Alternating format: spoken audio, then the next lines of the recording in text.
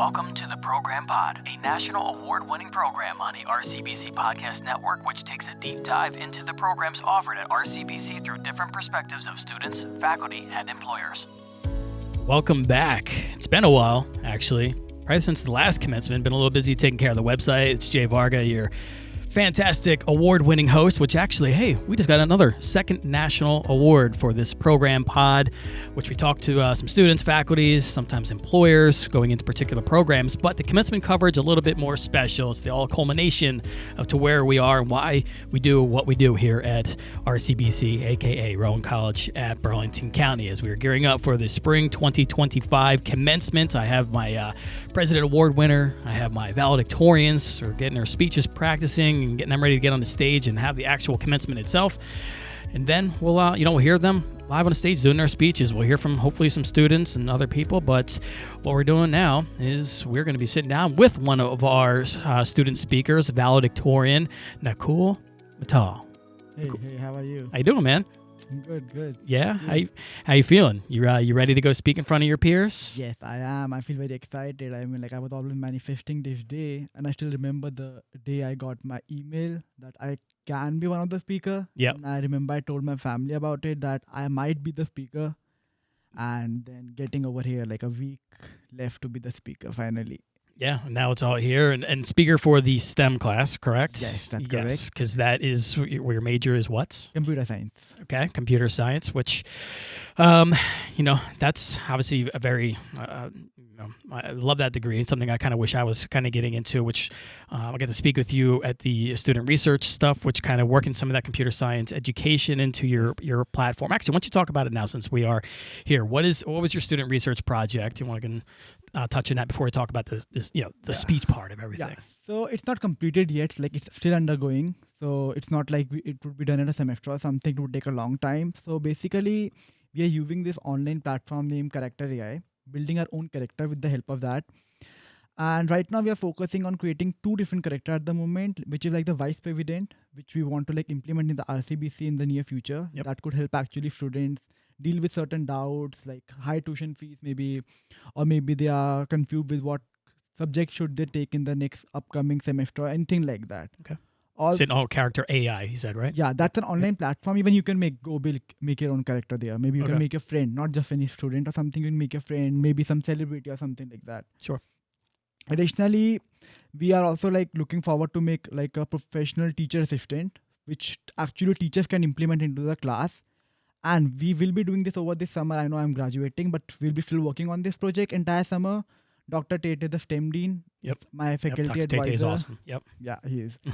So he'll be recruiting 2 classes with us, and those classes will be implementing our projects into those classes, where half of the class will be doing the question, the task that we will be giving to them with the help of notebooks and textbook and the notes they make in the class. Sure. Whereas other half would be doing with the help of AI that we provide. Okay.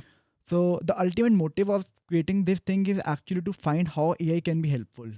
Like AI being taken everywhere. Yep.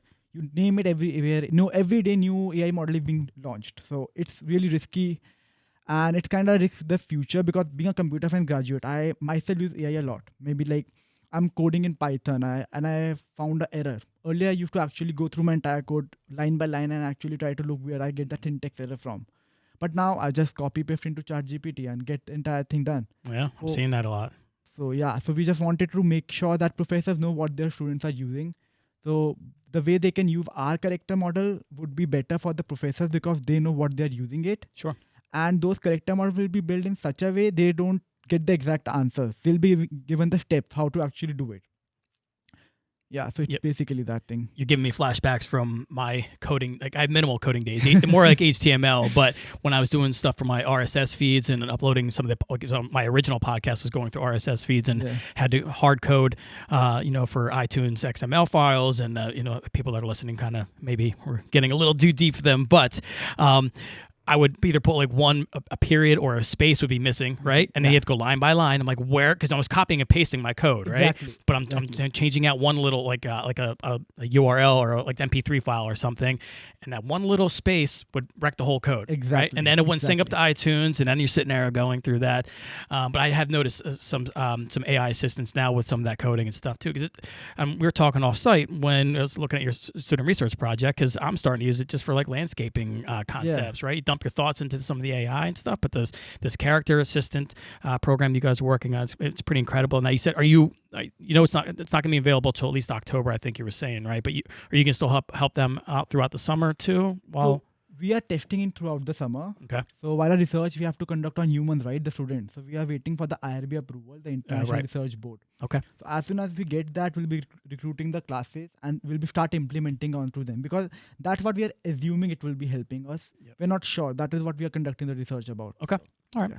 All right. Well, we're here. Let's flash forward to, that's going to be coming up down the road. And, we're talking about that to some future STEM students, maybe some future valedictorian or president award winners for their STEM class, maybe.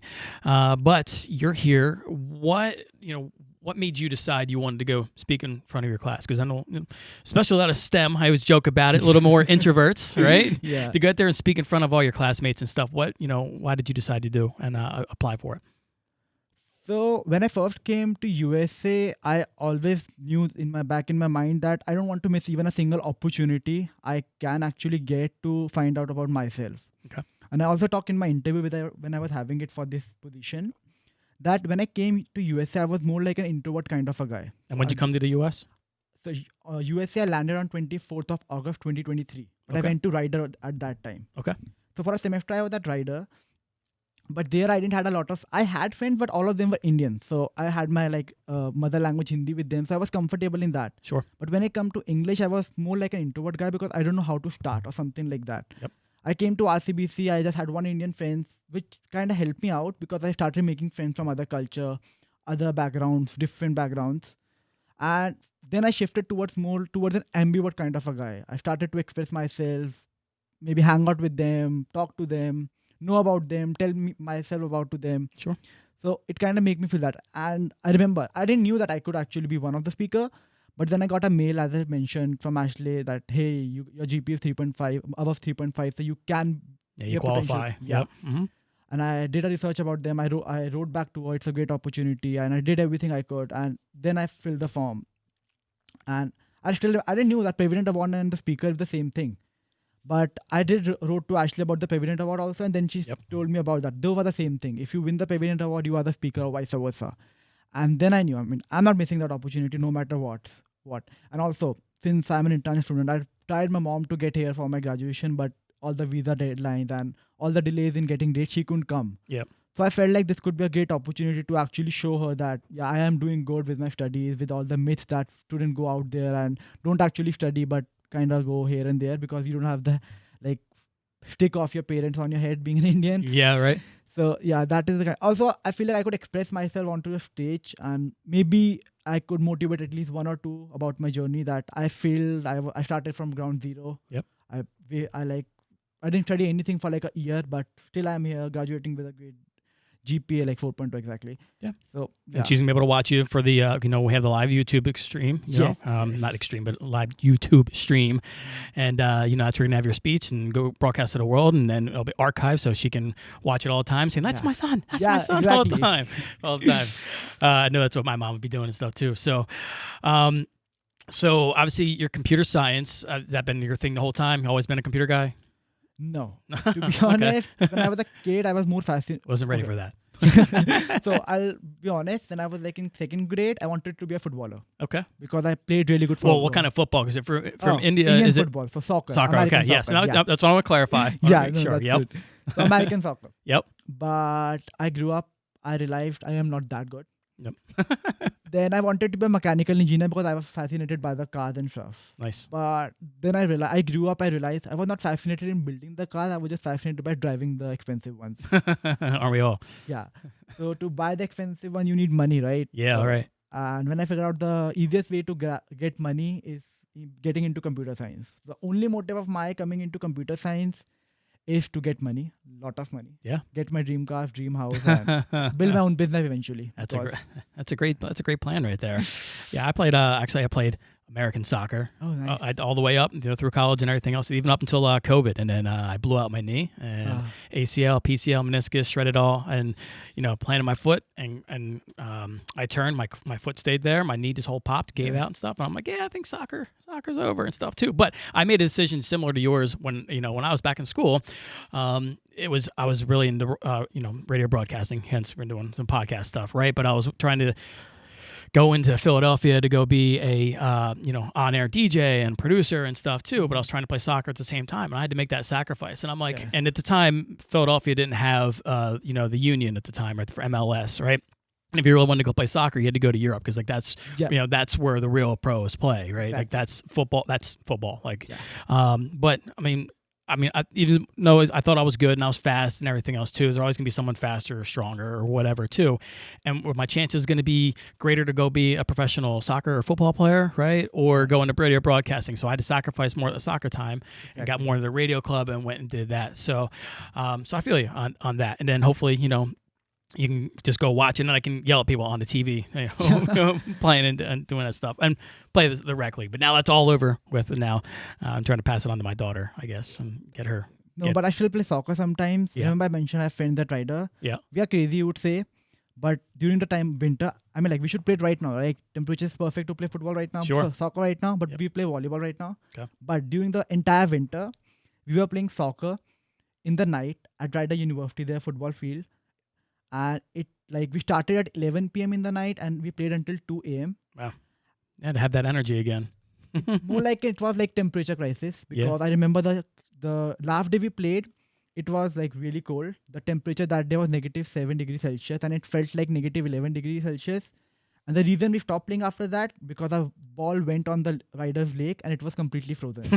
And it made us decide, it's cold. So I think we should stop. Yeah, that's usually when people get hurt too. Those bones get a little more brittle that way. Yeah. But we could talk soccer or football, depending on where you're from and what you like to describe that and stuff too. But, we're going to get some other speakers in here and so I want to highlight you. But, so here you obviously came here, you're doing computer science, you're on stage and stuff. What's, what was one of your favorite experiences here at RCBC, maybe outside of the student research project that you're working on? The most favorite research, experience that I had was to be the part of Unite 2030. So it's like a UN partnered program. Yep. It's like privately owned. I will be frank, no one knows, very few knows about it, that when I applied for that program, I thought it was some on-campus job. You can't really work anywhere, so the only place I can work is on campus. Sure. I came to RCBC, I opened my handshake, I wrote RCBC in the search bar, and everything I saw, apply. That's what I did. I got selected into that. I went for my interview. I was driving to the college. I was it was 5 minutes till my interview. I sat outside, I was waiting, I opened my chat GPT and wrote Unite 2030. Of course, you use your chat GPT or GPT, yeah. So I wrote Unite 2030 and it gave me everything. And then I realized it's not like any sort of job or something. It's like more of event or maybe like a place that I can attend. Mm-hmm. I went for my interview. It was great. Erika, the ELP manager, she explained about it. So I got to know more about that from that place. And then I went for a week over there. I would say it was truly amazing. There were like about 86 students. Other fellow people with me, all were from different countries, like 86 students from about 30 different countries were there. They all were great.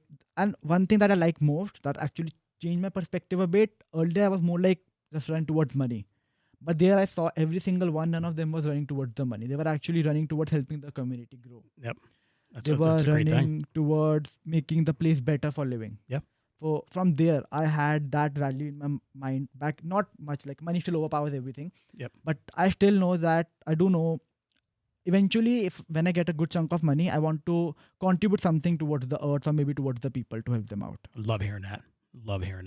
And I'm glad you got to experience that because you take that little bit of perspective with you. Yeah. So that's a great experience here, and I'm glad you found that through here at RCBC.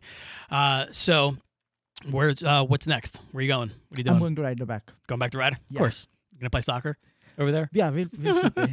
When it's warm out? Yeah, right. Hopefully. Yeah. So, and then I guess after Rider, do you have, what's, the 5-year plan? Obviously, it's get a big chunk of money, go get a sports car and stuff too. Yeah. But, is there some kind of legit, or not legit, specific computer science platform that you want to do, or? Yes.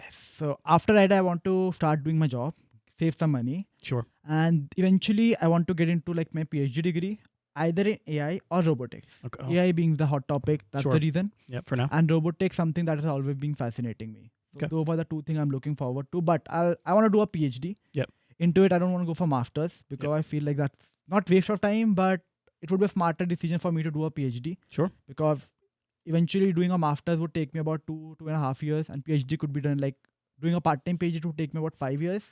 But as far as I know, leaving PhD in between at certain credits could also award me a master's degree. Yeah. So even if I'm not able to finish due to the time crisis or Yeah, the like masters. schedule, I'll still have my master's. Yeah, no, that's great, and do it, do it while you can.